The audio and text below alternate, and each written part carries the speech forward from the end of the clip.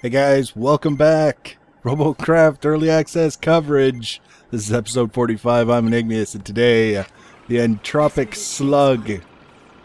We're back. Tier 5 SMG tank. Did 4 matches in this guy, and 2 of them wound up being boss battles, so I kind of reshuffled the order of the matches so that the boss battles are together. They're pretty straightforward in terms of what happened and how little I was able to contribute, and I just wanted to kind of touch on this for a little while. 2 out of 4 matches as boss battles I think is excessive.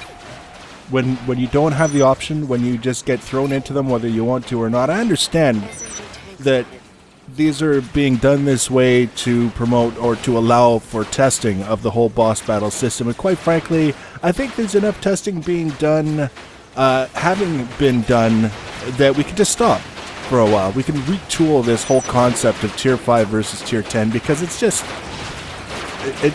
I don't find it the least bit interesting, to be quite honest.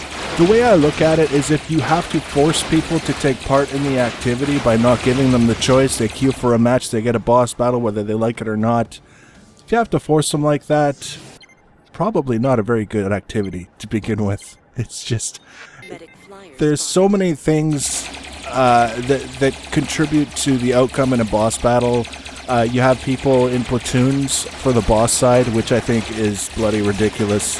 You have a variety of different weapon types. You have people with tier 7 guns on tier 5 bots that really skew the balance against the boss. The benefits that the boss might have tend to melt away if you've got even 3 or 4 people in the match with tier 7 weapons. You have this whole idea of you queue for the match, and the boss basically, if it's a well-built bot, it's going to drive around and it's just going to start obliterating bots, and the only thing you can do is win by attrition, realistically speaking. And it becomes a question of who did the boss look at first. He's dead. Not the best idea. I think that maybe the Megabots thing will change that. Maybe, I don't know. Just not big on the boss battles. I like the concept. I really enjoy the idea, but I think a hell of a lot more work needs to go into the implementation. Now this is a normal match. Hooray! With the slug, you can see it's very much living up to its name. I kind of just wanted to get into matches with this thing and pick fights with people and see how I did in terms of the survivability side of things. Now, it's not always easy to do given the speed of my bot, but we can try. That's kind of the thing. We don't want to be doing silly things. We don't want to necessarily be reckless and risk being knocked out of the match early and leave our team down a bot for no reason other than to satisfy our own puny ego. But we also aren't going to have much fun running tier 5 matches if we can't do something in this match that we couldn't do in some of the other ones. So we get a little bit of a flyer coming down. He's done. You can see he didn't take long, plummeting to earth, and now he's got one of our guys' plasma blopping all over him. We would really prefer to be fighting ground bots in this thing, but when it comes to flyers, if someone's going to shoot at a flyer, it better well be the SMG guys on your team. Now here we go. Here's an opportunity. This guy, he's picking a fight, going head to head. Now he's got no guns left. Okay, maybe he had some, but it wasn't enough. Something about this map, just whenever people realize that they're pretty much done for, they just throw themselves off that cliff. And if you happen to be a bomber and survive towards the latter part of the match, you can just kind of do strafing runs back and forth along that cliff and accumulate a certain amount of CPU destroyed and kills and assists and all that other stuff. Now, you can see that they've started capping. The enemy team has started capping. The last bot that should ever be looked upon to go back and try and interrupt the cap is a tank, because they're just too damn slow. I would rather see a walker trying to get back, because at least a walker can jump, a walker can maneuver over the terrain a little bit better than a tank. But as it is, they're capping uncontested right now, and it doesn't really matter what we do, we aren't going to be able to stop it. So we managed to get one head-to-head contest, and basically the guy knocked a few blocks off, and I think he might have got one of our guns, and then he ran screaming and threw himself off a cliff. So in terms of the intimidation factor, I guess we're pretty much on point with this one. Little free kill there. credit for one kill. Someone else did all the work. I just finished it off.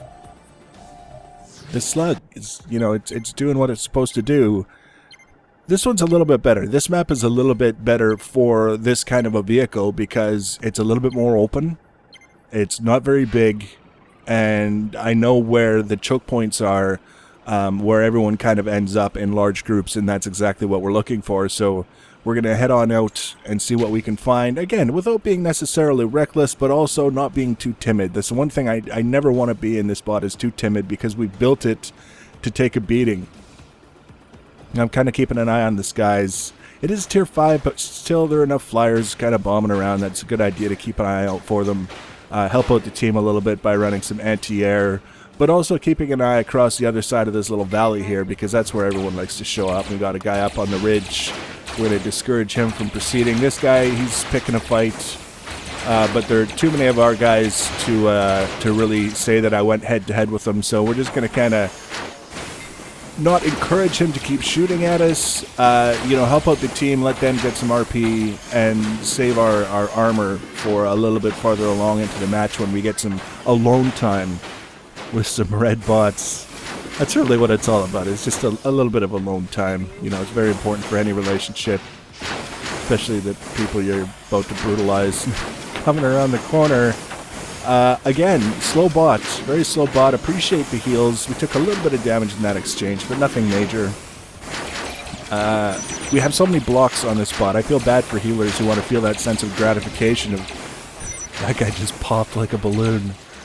You know, they get that sense of gratification as a healer from healing someone back up to a really beefy number in a relatively short period of time. That just doesn't happen with this bot. There's too many blocks on it. So we got this asshole drone blimp hovering above their base. So we're going to take care of him, and then we see some bots over there, but I also saw someone heading over this way on this side, and I thought, here's our opportunity. There he is. Toe-to-toe. Guns blazing. Let's see who wins. I'm aiming basically for the path to the driver's seat. I'm not worried about taking guns off. I'm just worried about tearing him apart, really. We survived all right. There's the drone that we basically disabled. He floated down onto the top of that ridge and sat there waiting for us. That was very nice of him to do that. And now is when we're kind of starting to push our luck with the bot, because we've basically gone head-to-head with one guy with another SMG, and it was an extended fight. We did lose a track now, and all of a sudden things are getting a little bit hard to steer. This guy driving into me, never smart. Don't drive into the tank. It's not going to end well for you. I can't steer now. I'm so disappointed at this point because I can only move forward and back. I have no left to right steering at all. But it doesn't matter how many guns I have. We're basically at the mercy of whatever happens to come our way because I couldn't steer. So, not a bad showing for the Entropic Slug. We're going to be doing some more match footage with this guy, so let me know what you think in the comment section. Thanks for watching, guys.